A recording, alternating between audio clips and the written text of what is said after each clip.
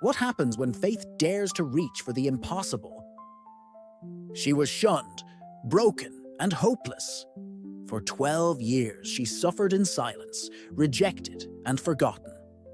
But in one desperate moment, she reached for the hem of his garment, and everything changed. This is the story of the woman with the issue of blood. Mark chapter 5, verse 25 to 34.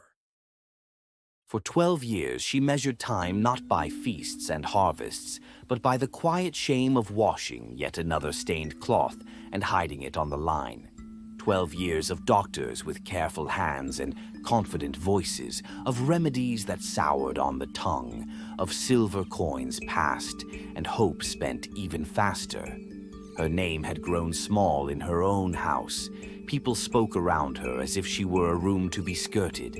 She had learned the ways of edges, edges of crowds, edges of doorways, edges of conversations.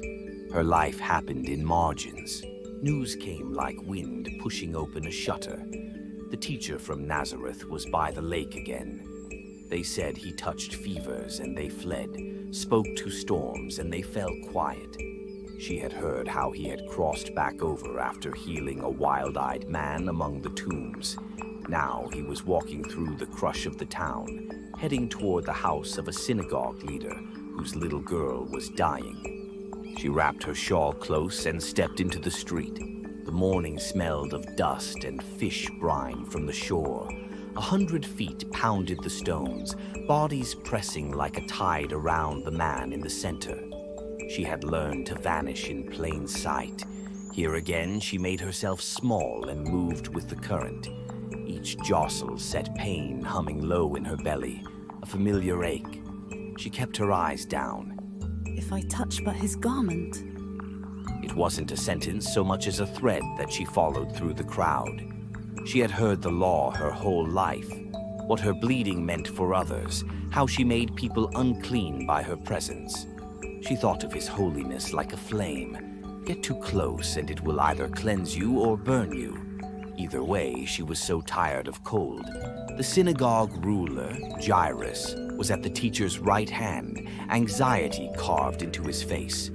People kept falling into step, calling questions, reaching for the rabbi's shoulders and sleeves. He moved forward, steady, eyes kind but focused, like a man crossing a narrow bridge with someone's life on the other side. She slipped between a pair of merchants arguing about taxes. Another step, and she could see him clearly. Dust across his sandals, the tassels at the corners of his cloak tapping against his legs as he walked. The fringes, the tzitzit, caught the sun, small white flags reminding Israel to remember God. Her fingers, hidden in her shawl, curled. If I touch but his garment, I shall be whole. The words grew muscle and bone inside her. She breathed once deep and let herself be drawn in by the wake of his passing. The crowd squeezed around a narrow turn. He slowed. For a heartbeat, everything aligned. Her, the fringe, the space of air between. She reached. Her fingertips brushed the hem. It was like a spring deep inside her, one she had forgotten could be closed, suddenly sealed. A warmth rose through her body, not a heat from outside, but a quiet rushing from within, as if every cell remembered the world it had been made for. The ache loosened and broke apart. The constant, low, humiliating drain ceased. She didn't need a midwife's eyes to know it. She knew it the way a sleeper knows the moment she's finally awake. He stopped. Who touched me? His voice wasn't angry. It was surprised. Surprised the way a person is when they feel a tug at the roots of their heart. Around him, people laughed. Master, one of his followers said, spreading his hands at the crowd. you see how they press upon you, and sayest thou, who touched me? But he turned in a slow circle, looking not at hands but into faces, searching for something he had felt leave him, virtue, power, whatever word you might give the bright bolt that travels along an invisible wire. She felt the old fear uncoil at the base of her spine. The law made her an interruption. The custom made her a problem. and yet the healing had made her truthful. She could not pocket a miracle like a stolen coin and walk away. She stepped out from the shelter of her shawl and fell to her knees. It was I. She said, her voice catching, then growing steadier. 12 years, Rabbi. I was unclean. I have spent all. I have been to every healer they name in the markets. I told myself if I could but touch the border of thy garment. The tears surprised her. They were not the old tears of exhaustion, but new ones, clean as spring water. She told him all the truth, as fast and complete as a flood.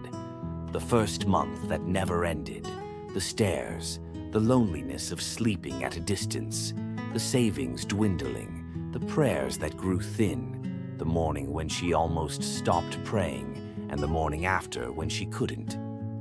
The street softened around them. The crowd quieted. Even Jairus' frantic breath slowed for a moment as if to listen. He saw her, not as a law to enforce or a nuisance to endure, but as a person pulled toward light. His mouth curved, not pity, something deeper.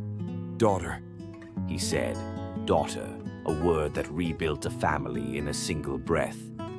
be of good comfort. Thy faith hath made thee whole. Go in peace, and be whole of thy plague. It was a benediction and a verdict. The word whole seemed to lay its hand on her head. She felt it rest there, soft and immovable. The crowd exhaled, the world resumed. A messenger shouldered through, face ashen, and whispered to Jairus, "Your daughter is gone. Trouble not the master." The woman flinched at the words, knowing what grief felt like when it opened its jaws. Fear not, The teacher said to Jairus, laying a hand on his arm. only believe. The two stories braided together and moved on toward the leader's house. The woman stood in the street like a person learning to walk again. The sky felt closer, the colors sharper. She wanted to run, to lift her shawl like a sail and let the wind drive it. She wanted to touch the faces of her neighbors without worrying whom she might harm. She went home by a long way. At her door, she paused, then stepped through without apology. She gathered the cloths she had hidden for years and washed them, not out of necessity, but to say to them and to herself, "It is finished." She set water to warm and scrub the corners of her floor. She opened the shutters wide. She lay down and slept in the center of her bed for the first time in a decade, woke, and found herself still healed, as if the miracle were not a spark, but a steady flame. And when the bleeding women in other towns heard the rumor and came to her, whispering from their own edges, she would take their hands and say, Come. He won't mind the crowd. He won't mind you.